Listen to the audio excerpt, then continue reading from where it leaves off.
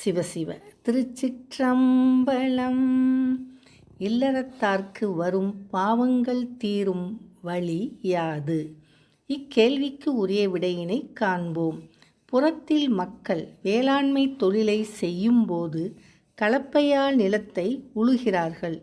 அதனால் மண்புழு, எறும்பு முதலிய சிறு உயிர்கள் மடியும்.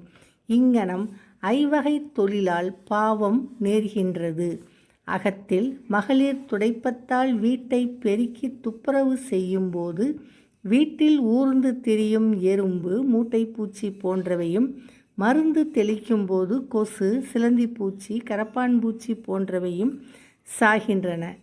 இங்ஙனம் அங்கும் ஐவகை தொழிலால் பாவம் உண்டாகிறது.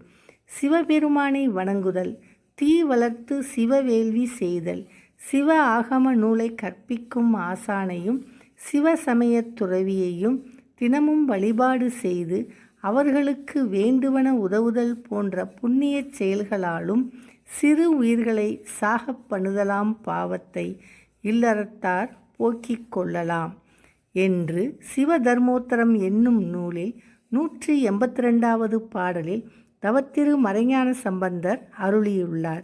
இனி பாடலை காண்போம். உலகினில் பாவ பேதம் உண்டு.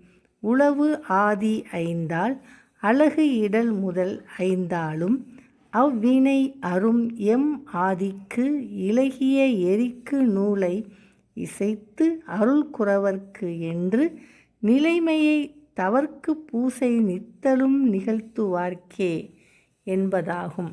திருச்சிற்றம்பலம்.